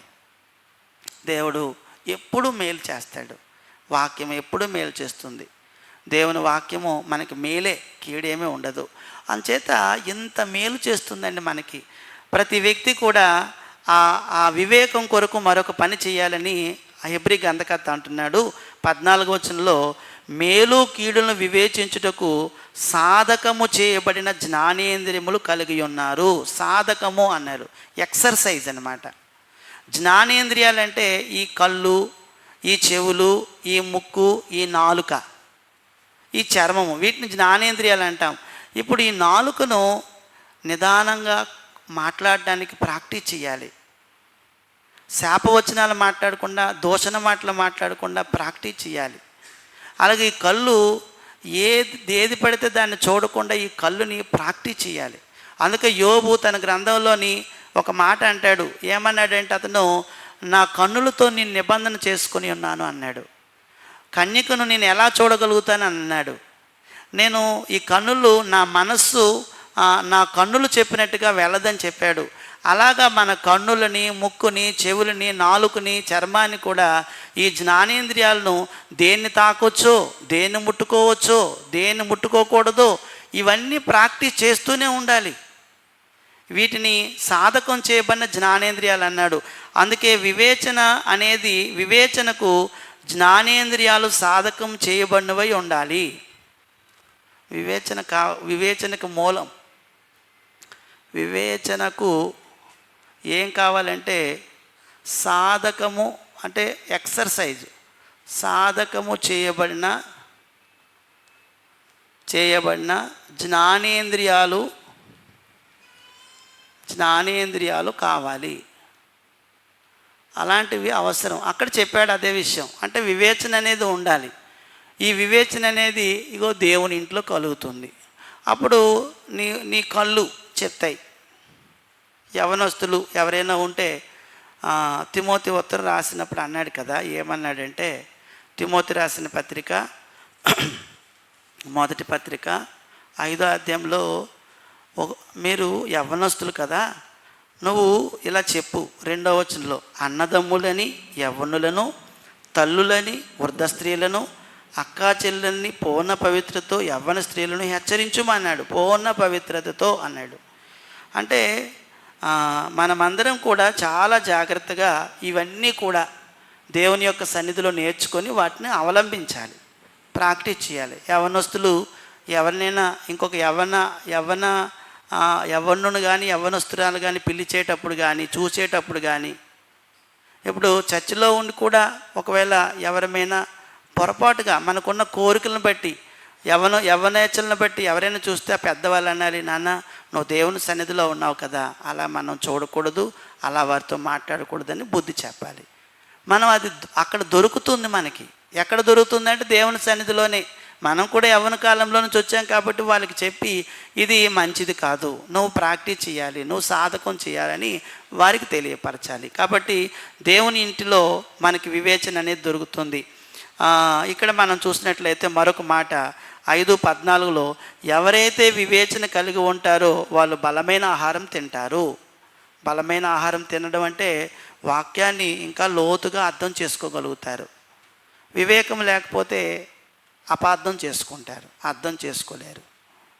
వివేకం ఉంటే ఆహారము బలమైన తిని పెద్ద సమస్యనైనా, ఇప్పుడు బలవంతుడికి బరువు ఎత్తడం ఎంతో ఈజీ అన్నమాట. ఇప్పుడు క్రైస్తవ జీవితం బరువు మోసే జీవితం. అంటే ఏదైనా శ్రమ అనేది మనకి బరువు అయితే బలవంతుడు శ్రమని ఈజీగా మోయగలుగుతాడు. బలం లేనివాడు శ్రమను మోయలేక పాపం చేస్తాడు. ఆహారం ఎంత తింటామో అంత బలం వస్తుంది, అన్ని పనులు చేయగలుగుతాం. క్రైస్తవ జీవితంలో కూడా వాక్యాన్ని బాగా ధ్యానిస్తూ దేవుని మందిరంలో బాగా కూర్చుంటే ఎలాంటి శ్రమ వచ్చినా కూడా తేలిగ్గా తీసుకొని ఆ శ్రమలో నుంచి ఓర్పు పరీక్ష నిరీక్షణ కలుగు చేస్తుంది. ఆ విధంగా మనం ముందుకు వెళ్తాము, ఆ విధంగా అర్థం చేసుకోగలుగుతాము. కాబట్టి వివేకం అనేది వివేకము కలిగిన వారు బలమైన ఆహారం తీసుకోగలరు. వివేకం లేనివారు పాలు మాత్రమే తాగి మరుగుజ్జులుగా ఉండిపోతారు. అందుకు దేవుని మందిరము ఏం కలుగు చేస్తుంది, నీకేం అనుగ్రహిస్తుందంటే వివేకాన్ని అనుగ్రహిస్తుంది అనే విషయాన్ని మనము గమనించాలి. దేవుని సముఖంలో మనం ఉన్నాము. ప్రియమైన వాళ్ళారా, చిన్న విషయాలు ఒకవేళ మనం పట్టించుకోకపోతే పెద్ద విషయాలు కూడా మనం పట్టించుకోలేని వారుగా అయిపోతాము. మనం చిన్న తప్పైనా చిన్న పొరపాటైనా జరిగితే అమ్మో ఎందుకు ఈ చిన్న పొరపాటు నా జీవితంలో జరుగుతుందని నువ్వు వివేకంతో ఆలోచన చేయాలి. చిన్న చిన్న పొరపాట్లు సరిదిద్దుకోగలిగితే పెద్ద పెద్ద పొరపాట్లు చేయకుండా నువ్వు ఆగిపోతావు. అది కేవలం దేవుని మందిరంలో నీకు జరిగే మేలు అన్నమాట. ఒకవేళ ఆ పెద్ద పొరపాట్ల వరకు వెళ్ళిపోతున్నావంటే నువ్వు దేవుని మందిరంలోకి దూరంగా ఉన్నావు. చిన్న చిన్న పొరపాట్లు కూడా వివేకం గల వ్యక్తి ఏం చేస్తాడంటే చాలా జాగ్రత్తగా ఆ చిన్న పొరపాటును కూడా రెక్టిఫై చేసుకుంటాడు, చాలా జాగ్రత్తగా చూసుకుంటాడు. అలాగా మన ఆత్మీయ జీవితంలో కూడా ఏదైనా చిన్న పొరపాటు జరిగినా అమ్మో చిన్న పొరపాటు చేశాను ఆయన, ఇలా చేయకూడదు నాకు అర్థమైందని నీకు నువ్వుగా బోధించుకొని దేవుని మందిరానికి దగ్గరగా వచ్చి అక్కడ కూర్చొని ఆ వివేకాన్ని సంపాదించుకోవాలి. ఫిలిప్పీయులకు రాసిన పత్రిక 1వ అధ్యాయము ప్రార్థన చేస్తున్నాడు. 1వ అధ్యాయము 9వ వచనం నుంచి మనం చూసినట్లయితే మీరు ఆయన పౌలు చేసే ప్రార్థన చూడండి. ఏం ప్రార్థన చేస్తున్నాడు? మీరు శ్రేష్టమైన కార్యములను వివేచించగలవారు అగుటకు, అలాగన్నాడు. మీరు శ్రేష్టమైన కార్యములు వివేచింపగలవారు అగుటకు. నెంబర్ 1 అది. నెంబర్ 2 మీ ప్రేమ తెలివితోనూ సకల విధములైన అనుభవ జ్ఞానంతో కూడినదై అంతకంతకు అభివృద్ధి పొందలనియు ఇందువలన దేవునికి మహిమ స్తోత్రము కలుగునట్లు మీరు యేసుక్రీస్తు వలనైన నీతి ఫలముతో నిండుకున్న వారే క్రీస్తు దినమునకు నిష్కపటులను నిర్దోషులు కావాలని ప్రార్థించుతున్నాం. మనం ఎప్పుడు కూడా సంఘం గురించి ప్రార్థన చేస్తే ఏం చేయాలి? ప్రార్థన నాయన సంఘానికి వచ్చిన వారందరూ వివేకం గలవారుగా ఉండాలని ప్రార్థించాలి. శ్రేష్టమైన కార్యాలేవో చెడ్డ కార్యాలేవో మనకి ఎప్పుడు తెలుస్తుందంటే వివేకం ఉంటే తెలుస్తుంది. వివేకం లేకుండా ఎలా తెలుస్తుంది? అందుకే పౌలు ఎలా ప్రార్థన చేస్తున్నాడంటే మీరు శ్రేష్టమైన కార్యములను వివేచింపగలవారు అగుటకు. ఎందుకంటే ఈ శ్రేష్టమైన కార్యాలు ఎవరైతే చేస్తామో వారు రేపొద్దున్న ప్రభు దినాన్న నిష్కపటులుగా నిర్దోషులుగా అని ఎదుట నిలబడతారు. వివేకం లేకపోతే నిలబడలేరు. అట్టి వివేకం అనేది ఎక్కడ దొరుకుతుందంటే, ఎక్కడ అనుగ్రహించబడుతుందంటే దేవుని మందిరం అంతే. అందుకు దేవుని మందిరానికి ప్రతి ఒక్కరూ అంటుకట్టబడి ఉండాలి, కనెక్ట్ అయి ఉండాలి. అందరూ దగ్గరికి రావాలి, అందరూ దేవుని సన్నిధిలో కూర్చోవటానికి ఇష్టపడాలి. లేకపోతే ఎక్కడైనా ప్రార్థన జరుగుతూ ఉందంటే అక్కడ కూర్చోవాలి. ఒకవేళ ఇంట్లోనైనా కుటుంబముగా ప్రార్థన చేసుకున్నా అది కూడా దేవుని మందిరమే అని చెప్పుకుంటున్నాము. అలాగా అక్కడ కూడా మనం ఉండగలిగితే ఖచ్చితంగా మేలు జరుగుతుంది అనే సంగతిని మనం గమనించవలసిన వారమై ఉన్నాము. ఆ వివేచన అనేది లోకములో నేర్పించబడదు. ప్రియమైన వాళ్ళారా, కాలేజీల్లోని యూనివర్సిటీల్లో కూడా ఎక్కడైనా మనం వెళ్తే వివేకం అనేది నేర్పించబడదు. ఒకవేళ ఏదైనా ఆ సంబంధించిన ఒక కోర్స్ చదివితే అందులో ఏదైనా జ్ఞానాన్ని నేర్పించవచ్చు, కానీ ఈ ఆత్మ సంబంధమైన వివేకాన్ని మాత్రం మనం పొందుకోవాలంటే ఖచ్చితంగా దేవుని సన్నిధిలో ఉండాలి. లోకము చెడు వైపు మనల్ని ప్రోత్సహిస్తూ ఉంటుంది, అది గమనించాలి. లోకము తన ఒకవేళ చెడును వివేకం అనుకుంటుంది, అది అర్థమైందండి. చెడు వైపు మనల్ని ప్రోత్సహిస్తూ ఉంటుంది. మంచి వైపు ప్రోత్సహించేది ఏదంటే సంఘము లేదా దేవుని మందిర పర్వతము లేదా దేవుని మందిర ద్వారం. కానీ లోకమైతే మాత్రం నువ్వు చెడు చెయ్యు. ఈరోజు మన పిల్లలందరూ సెల్ ఫోన్లకు కానీ వాటికి ఎడిక్ట్ అయిపోతూ ఉన్నారు చాలామంది. లోకమంతా కూడా ఎక్కడ చూసిన దాంతో ముందుకు అది వివేకం అనుకుంటున్నారేమో, కానీ లోకం నేర్పించేది వేరు, దేవుని మందిరం నేర్పించేది వేరు. దేవుని మందిర ద్వారం దగ్గర నీకు మేలు జరుగుతుంది, నీకు వివేకము అనుగ్రహించబడుతుంది అనే సంగతిని 3వదిగా నేర్చుకున్నాము. 4వది ఏంటంటే, ఒక వ్యక్తి దేవుని మందిర ద్వారం దగ్గర మరొక మేలును పొందుకుంటాడు. ఏమిటంటే మేలైన దానిని చేపట్టడానికి అవకాశం ఉంటుంది. 4వది మేలైన దానిని చేపట్టడానికి, మేలైన దానిని ఒక వ్యక్తి చేపట్టుటకు అవకాశం ఉంటుంది. ఎందుకంటే సంఘంలో అందరూ ఉంటారు, పెద్దవాళ్ళు ఉంటారు, విశ్వాసులు ఉంటారు, మంచి నాయకులు ఉంటారు. వాళ్ళు మనల్ని అటు రీతిగా ప్రేరేపిస్తారు. దేన్ని చేయడానికి ప్రేరేపిస్తారంటే నువ్వు మేలైంది చేపట్టు అని చెప్తారు. ఒక ఇంట్లో కూడా మంచివారు ఉన్నారనుకోండి, వాళ్ళని మేలైనది చేపట్టేట్లుగా చేస్తారు. దీనికోసం మనం ఒక వ్యక్తి జీవితాన్ని ఆలోచిస్తే, నీవు ఈ సహవాసంలో ఒకవేళ ఉంటే కనుక, ఏ సహవాసంలోని ఈ సహవాసంలో ఒకవేళ ఉంటే కనుక, ఈ సహవాసంలో ఖచ్చితంగా ఎవరు ఉంటారు? ఈ సహవాసం, ఇది ఎవరి సహవాసం అంటే పరిశుద్ధుల సహవాసం. ఇది ఎవరి సహవాసం అంటే మంచివారు ఉండే సహవాసం. కాబట్టి పరిశుద్ధులు మంచివారు ఉంటారు. కాబట్టి వీళ్ళందరూ ఏం చేస్తారంటే నిన్ను ఎంకరేజ్ చేస్తారు. ఏది చేయమని చెప్తారంటే మేలైనది చెయ్యు, మేలైనది చేయని చెప్తారు. ఏది మేలో దాని వైపు నేను తీసుకెళ్తారు. ఒకసారి మోషే జీవితంలో చూసినట్లయితే ఏప్రిల్కి రాసిన పత్రిక 11వ అధ్యాయము 24-26 వచనాల్లో మోషే ముందు 2 త్రోవలు ఉన్నాయి. ఒక త్రోవ ఏంటంటే తన జనాంగము, రెండోది తన జనాంగము దేవుడితో శ్రమలు, తన జనాంగంతో శ్రమలు. రెండో త్రోవ ఏంటంటే ఆయనకు ఒక రాజ్యము, ఆయనకు రాజరికము, ధనము 2 ఉన్నాయి. మోషే హెబ్రీలకు రాసిన పత్రిక 11వ అధ్యాయము 24-26 వచనాలు మనం చాలాసార్లు చదివాము. మోషే ఉన్నాడు. మోషేకి 2 త్రోవలు ఉన్నాయి. 2 త్రోవలు. ఒక త్రోవలో అతను వెళ్తే అతనికి తన జనాంగం ఉంది. తన జనాంగము, దేవుడు, శ్రమలు ఉన్నాయి ఒక త్రోవలో వెళ్తే. ఇంకో త్రోవలో వెళ్తే ఆయనకి రాజరికం ఉంది. రాజరికము, పేరు, ప్రతిష్ట, ధనము ఇవి ఉన్నాయి. ఈ 2 ఉన్నాయి. ఇంకా ఏంటంటే భోగములు, సుఖాలు ఇవన్నీ ఉన్నాయి. ఇవి 2 త్రోవలు. ఇతను ఎవరంటే మోషే. అప్పుడు మోషే తల్లిదండ్రులు ఎవరు? మోషే తల్లిదండ్రులు ఎవరండి? అమ్రాము, ఎకేబెదు. మోషే అన్నయ్య ఎవరు? అహరోను. మోషే అక్క ఎవరు? మిరియాము. వీళ్ళు మంచి వాళ్ళండి. ఈ ఫ్యామిలీ అంతా మంచిది. ఇంకా చూడాలంటే మోషే ఏ గోత్రంలోంచి వచ్చారు? లేవి గోత్రం నుంచి వచ్చారు. గోత్రం కూడా మందిరపు సేవ అంటే చాలా ఇష్టం. అప్పుడు మొత్తం మీద మోషేని 40 సంవత్సరాలు యెకోబెదు దాదిగా ఉండి పెంచింది. అయితే మోషే నీకు ఎప్పటికైనా ఒక అవకాశం వస్తుంది. నిన్ను రాజుగారు కుమార్తె నిన్ను తప్పకుండా రాజుగా చేస్తారు.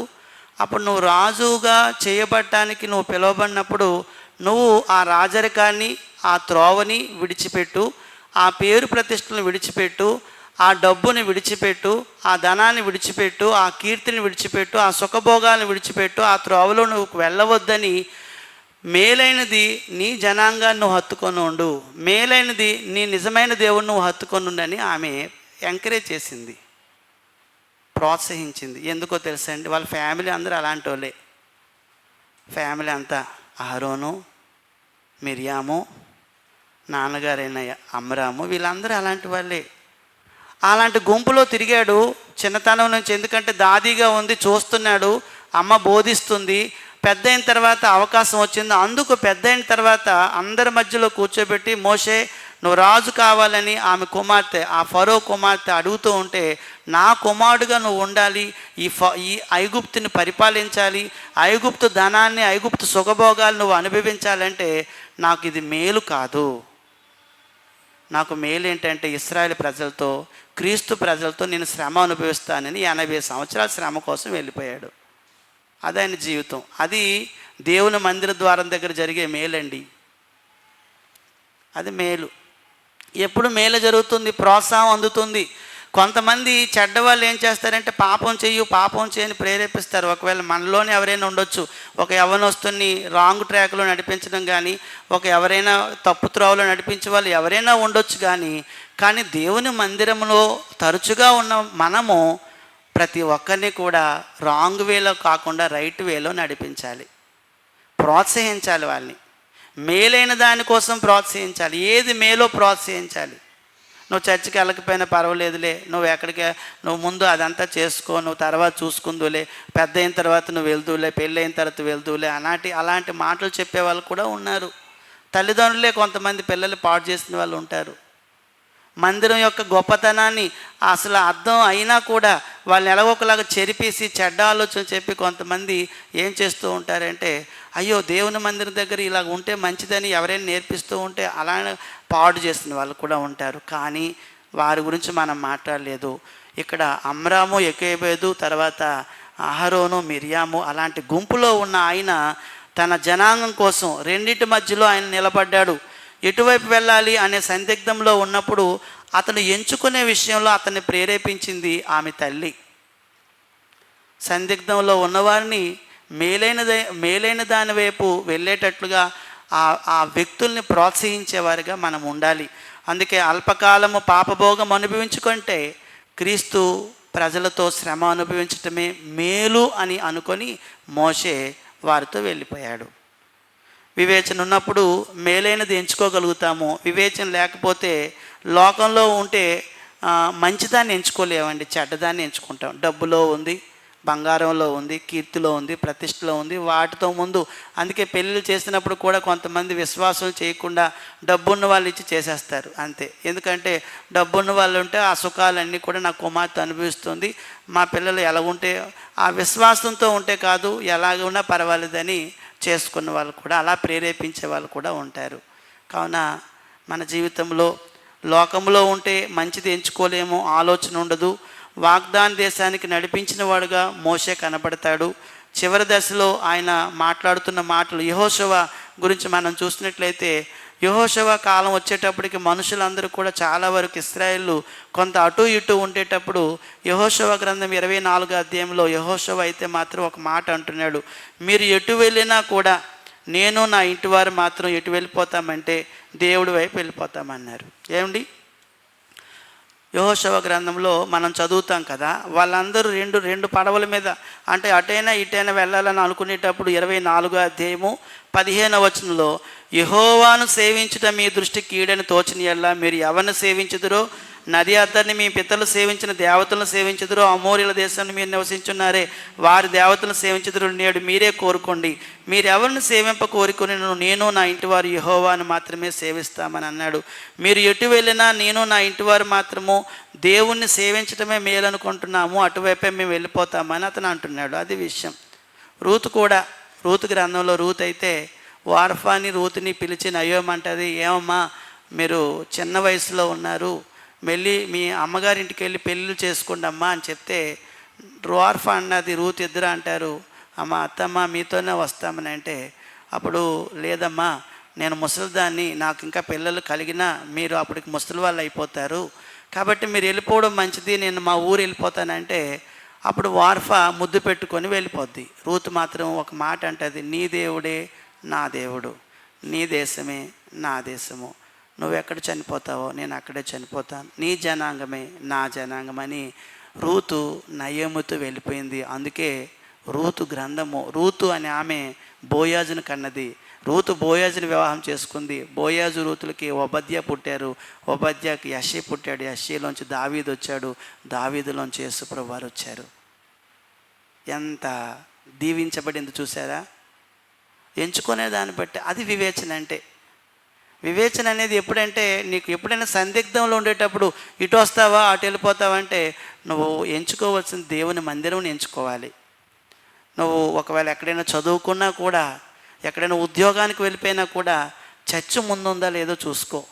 దేవుని మందిరం నీకు దొరుకుతుందా, దేవుని సన్నిధి నీకు దొరుకుతుందా, దేవుడు దూరంగా ఉంటాడా, నువ్వు దేవునికి దూరం అయిపోతావంటే అలాంటి ఉద్యోగాలు కానీ అలాంటి వ్యాపారాలు కానీ అలాంటి పనులు కానీ నువ్వు పెట్టుకొని నీవు నష్టాన్ని కొని తెచ్చుకోవద్దు.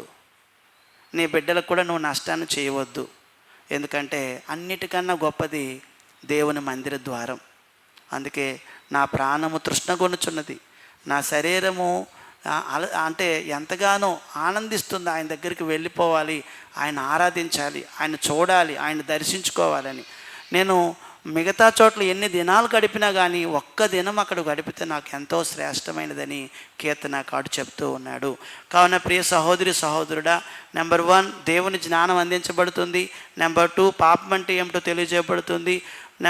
అందులోనే ఏవి మంచివో ఏవి చెడ్డవో మనకు తెలియజేయబడతాయి. నెంబర్ 3 దేవుని ఇంట్లో వివేచన అనేది అనుగ్రహించబడుతుంది. మేలైన దాన్ని చేపట్టుకోవడానికి అవకాశం ఉంటుంది. నెంబర్ 5 ఏమిటంటే మనము ఇంకొక మాట చెప్పాలి. ఏంటంటే స్థిరమైనది మేలైనది చేపట్టాలంటే దేవుని యొద్ద ఉండాలి. స్థిరమైనది మేలైనది చేపట్టాలంటే దేవుని మందిరంలో ఉంటే స్థిరమైన దాన్ని మనం చేపట్టగలుగుతాం. ఇక్కడ దేవుని ఇంటి వద్ద ఉండటానికి చాలామంది కొన్ని సాకులు చెప్పొచ్చు. అంటే నాకు సమయం దొరకటం లేదని అని చెప్పొచ్చు. కానీ మనం సమయాన్ని వెసులుబాటు చేసుకొని మనం చేయాలి. నిన్నటి దినాన్న ఒక గ్రామానికి వెళ్ళాం. రాచకొండ అనే గ్రామం, ఒక మారుమూల గ్రామం. 44 మంది వెళ్ళాం సువార్త చేయటానికి. మనం నెలంతా ప్రకటిస్తున్నాం. ఆ రోజు నీకు ఖాళీయే ఉంటుంది కొద్దిగా. ఆ టైంలో నువ్వు వచ్చి అయ్యో ఇక్కడికి వెళ్తే నేను దేవుని పని చేస్తున్నాను అనే భావంతో నువ్వు రావాలి. అర్థమైందండి? సమయం నాకు దొరకదనుకు, సమయము చూసుకో, దేవుని మందిరం దగ్గర ఉండు. రెండోది ఏంటంటే నాకు చాలా పని ఉంటుందండి, నాకు చాలా ఒత్తిడి ఉంటుందంటే ఆ పని ఆ ఒత్తిడిని నువ్వు సాకుగా చూపించవద్దు. దయించి సమయం లేదని దయించి చెప్పొద్దు. నీకు సమయం ఉందో లేదో పరమ తండ్రికి తెలుసు ఆ విషయం అంతా. నీకు ఏది ఇచ్చినా కూడా దేవుడు ఎందుకు ఇచ్చాడంటే కొంత సమయం దేవునికి ఇవ్వాలని ఇచ్చాడు. నెలలో 30 రోజులు అనుకుంటే ఆ ఒక్క రోజులో ఎన్ని గంటలండి? 3 గంటలకు వస్తే మళ్ళీ 8 గంటలకు 9 గంటలకు వస్తామంటే ఒక 6 గంటలు ఇవ్వలేమో మనము ఆ మాత్రం సమయాన్ని? అలా మనం చూసుకొని ఆ విధంగా ఎంచుకోవాలండి. అది వివేకము. దానికి మనం కొంత సమయము గడపడం అనేది అవసరం. మనం ఏ కారణం చెప్పకుండా గడుపుటకు తప్పకుండా మనం అనౌన్స్మెంట్ చేస్తామని రెగ్యులర్గాను. పలానా నెలలో పలానా రోజున సువార్త ఉంటుంది, పలానా రోజున శుక్రవారం 6:30 గంటలకు ప్రార్థన ఉంటుందని చెప్తే అక్కడికి మనందరం చేరుకోవాలి. రెగ్యులర్గా దేవుడు అనౌన్స్ చేస్తున్నాడు మనకే. కాబట్టి అలాగన మనము మన జీవితాలను దేవుడికి దగ్గరగా ఉంచుకొని వివేకాన్ని సంపాదించుకొని వివేకంతో మంచి వాటిని మేలైన వాటిని ఎంచుకొని మనం ధన్యులం అవ్వాలి. అది దేవుడు కోరుకుంటున్నాడు. తర్వాత దేవుని మందిరంలో కూడా ఇంకొక గొప్పతనం ఏమిటంటే వినయం అనేది అలవాటు చేసుకుంటాము. వినయము విధేయత అనేది మందిరంలోకి వస్తే మనకు దొరుకుతుంది, మనం నేర్చుకోగలుగుతాము. మత్తయి రాసిన సువార్త 23వ అధ్యాయంలో 11వ వచనం మనం చదివినట్లయితే 23:11 చదవండి. మత్తయి రాసిన సువార్త 23:11.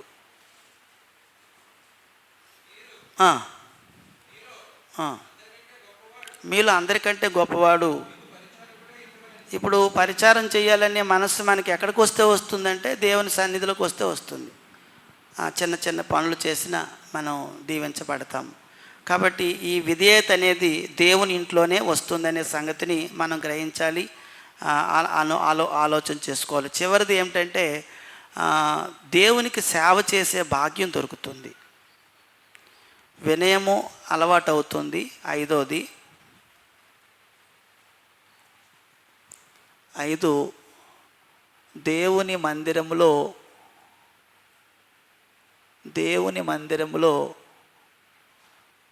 వినయము అలవర్చుకుంటాము.